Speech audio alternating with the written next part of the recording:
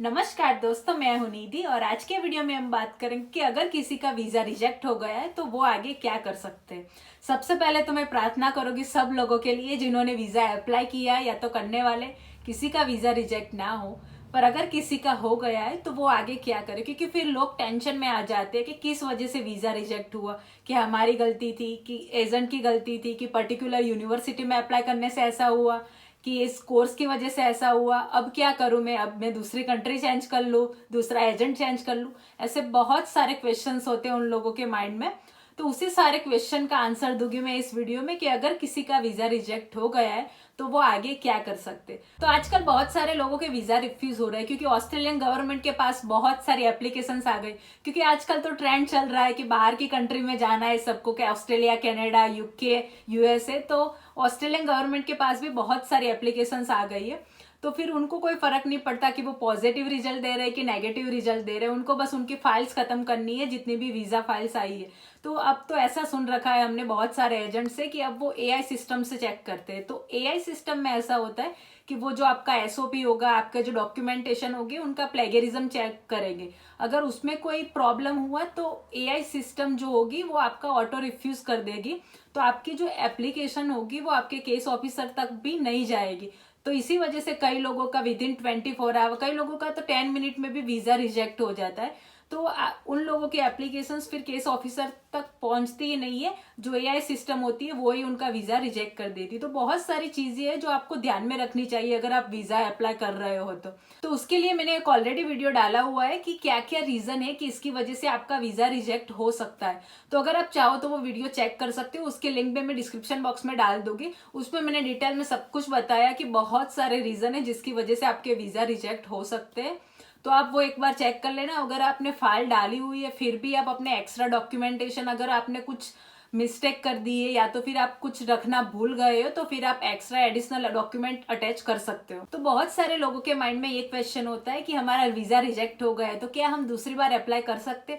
तो हाँ, आप दूसरी बार अप्लाई कर सकते हो। वीजा रिजेक्ट होने के तुरंत बाद ही आप दूसरी बार अप्लाई कर सकते हो। पर इन सम केस, जैसे कि 4020 जो रूल है, वो लोग वाले फिर तुरंत वीजा अप्लाई नहीं कर सकते। उनमें कंडीशन होती है कि आप 3 साल तक वीजा अप्लाई नहीं कर सकते। बट वो रेयर केस है, वैसे जनरली किसी को ये आता नहीं है। तो आप अगर आपका वीजा रिजेक्ट हुआ तो तुरंत बाद ही आप अप्लाई कर सकते हो, जितनी बार चाहो आप अप्लाई कर सकते हो। इसमें तो कुछ आपको प्रॉब्लम नहीं होगी। उसके बाद फिर लोगों के माइंड में ये भी क्वेश्चन होता है कि क्या हम अब यूनिवर्सिटी चेंज कर दे, क्योंकि हमें इस पर्टिकुलर यूनिवर्सिटी से तो रिजेक्शन मिल गया है, तो अब हमें यूनिवर्सिटी चेंज कर देनी चाहिए। तो आप सेम यूनिवर्सिटी में अप्लाई करोगे तो उससे भी आपको वीजा मिलने के चांसेस ज्यादा है, क्योंकि सेम यूनिवर्सिटी में जब आप अप्लाई करते हो, अगर आपकी फाइल जेन्युइन है तो आप उनको रिक्वेस्ट कर सकते हो। और कई लोगों को ऐसे दूसरी बार ऑफर लेटर देते हैं वो। तो फिर आप वो दूसरी बार जो आपका ऑफर लेटर आएगा उस पर आप फिर से वीजा अप्लाई करके फिर आपका वीजा आने के चांसेस है। तो आप दूसरी बार ट्राई कर सकते हो। अगर आप जेन्युइन हो, आपकी फाइल में कोई प्रॉब्लम नहीं है, तो रिक्वेस्ट करके सेम यूनिवर्सिटी में दूसरी बार ट्राई करो। तो दूसरी यूनिवर्सिटी में अप्लाई करने से ये होता है कि वो लोग आपको क्वेश्चन करेगी कि आपका वीजा पहले क्यों रिजेक्ट हुआ था, उसके सारे रीजंस आपको देने। और जो अच्छी यूनिवर्सिटी वाले होंगे वो तो आपको ऑफर लेटर नहीं देगी, और जो लो लेवल की यूनिवर्सिटी वाले होंगे, अगर उन लोगों ने ऑफर दे दिया तो फिर भी वीजा आने के चांसेस कम हो जाते हैं। फिर भी अगर आप दूसरी यूनिवर्सिटी से अप्लाई कर रहे हो तो आप ऑलरेडी उनको पहले से इन्फॉर्म कर दो, क्योंकि अगर उनको बाद में पता चलेगा तो फिर आपकी इंप्रेशन खराब होगी और फिर तो आपको बिल्कुल ही ऑफर लेटर नहीं मिलेगा।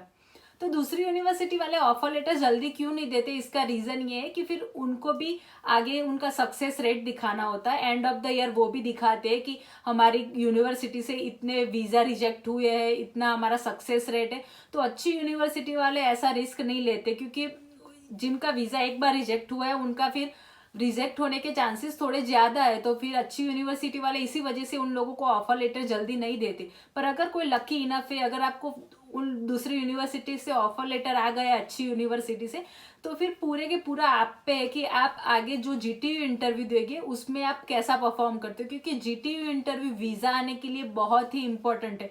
क्योंकि अगर आपको एक बार ऑफर लेटर तो आ गया तो उसका तो कोई टेंशन ही नहीं कि आपका वीजा रिजेक्ट हुआ था पहले, फिर भी आपको ऑफर लेटर मिल गया है। और जो जीटी इंटरव्यू है वो बहुत ही इंपॉर्टेंट है। उसमें आपको ये सारे जनरल क्वेश्चन करते हैं कि आपका एम क्या है यहाँ पे आने के लिए, आपका वीजा क्यों रिफ्यूज हुआ था पहले, उसके सारे रीजन आपको बहुत अच्छे से एक्सप्लेन करना है। तो इसमें क्या क्या क्वेश्चन पूछेंगे आपको, इसके डिटेल में मैंने एक ऑलरेडी वीडियो बनाया हुआ है कि जीटी इंटर में क्या क्या क्वेश्चन पूछते हो और उसके आंसर आपको कैसे देने। तो अगर आप चाहो तो वो वीडियो चेक कर सकते हो, उसकी लिंक मैं डिस्क्रिप्शन बॉक्स में डाल दूंगी।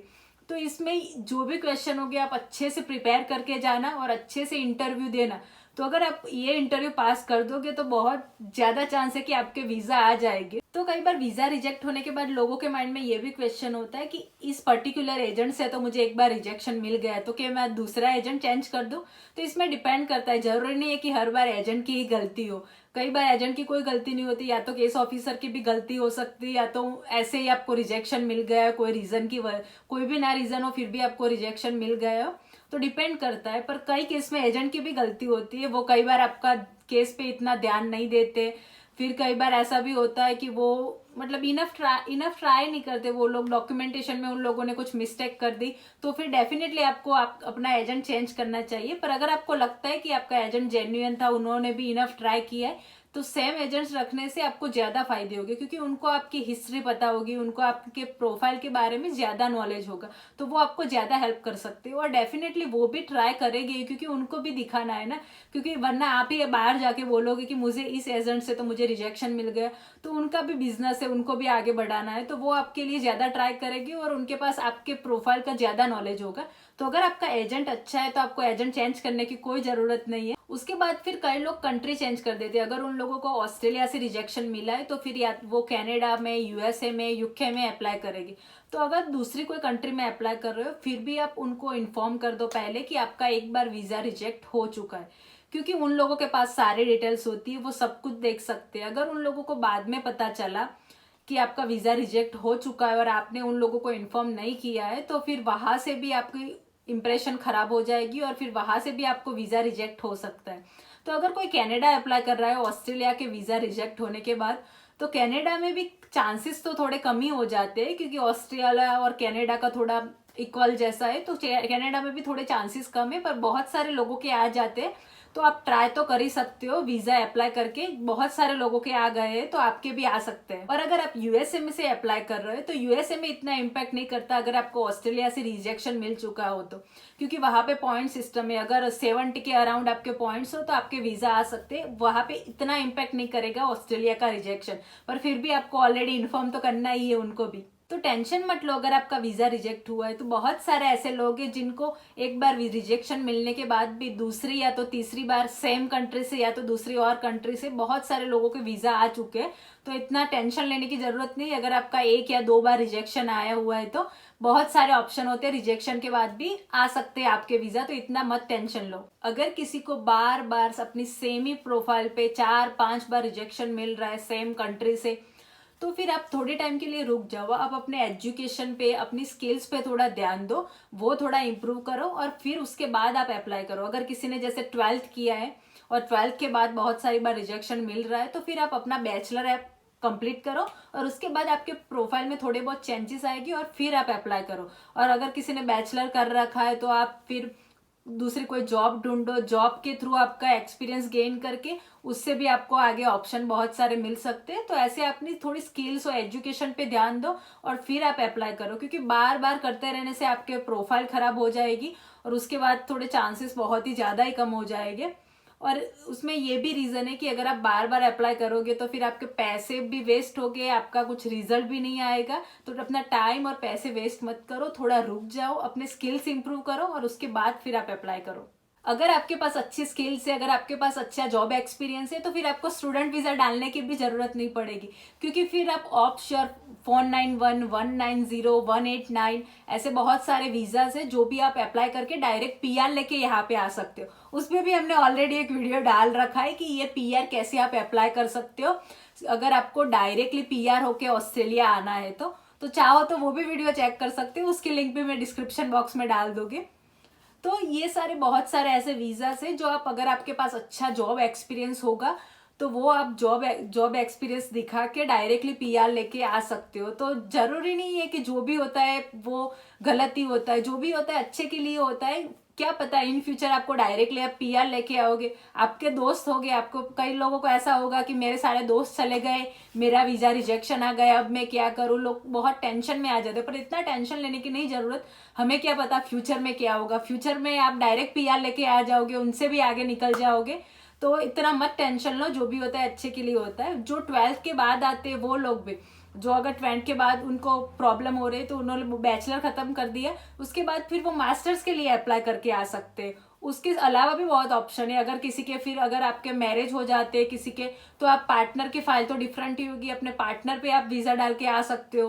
फिर बिजनेस वीजा भी अवेलेबल है, बिजनेस वीजा में आप अपनी पूरी फैमिली को लेके आ सकते हो। तो ऐसे बहुत सारे वीजास है जिसमें आप डायरेक्टली ऑस्ट्रेलिया आ सकते हो, आपको स्टूडेंट वीजा लेने की जरूरत भी नहीं पड़ेगी। उसके बाद अगर आपके पास जब अच्छा जॉब एक्सपीरियंस होगा तो फिर आप वहां से भी अप्लाई करके, आप जो भी कंट्री से आने वाले हो अपनी कंट्री से यहाँ पे ऑस्ट्रेलिया में बहुत सारी एप्लीकेशंस होती है ऑनलाइन जॉब अप्लाई करने के लिए, जैसे कि सीक, इंडीड, ये सारी एप्लीकेशन में आप वहां से ही जॉब अप्लाई कर सकते हो। और जब आपको जॉब इंटरव्यू आएगा, आप देख लो कि आपका जो एम्प्लॉयर है वो जेन्युइन ही है ना, तो फिर आप उन लोगों को पूछ सकते हो। अगर आप इंटरव्यू में पास हो गए तो वो आपको स्पॉन्सर भी कर सकते हैं, वर्क परमिट भी दे सकते हैं। और ऐसा नहीं कि नहीं मिलता, बहुत सारे लोग ऐसे हैं कि जो ऐसे इंडिया से, पाकिस्तान से, नेपाल से ऐसे वर्क परमिट या तो फिर स्पॉन्सर वीजा पे आते। सब लोगों को पता नहीं होता कि क्या क्या है। जैसे कि हम भी जब आए थे तब भी सब लोगों को इतना नॉलेज नहीं था, जब लोग इंडिया में होते तब यहाँ आने के बाद उनको ज्यादा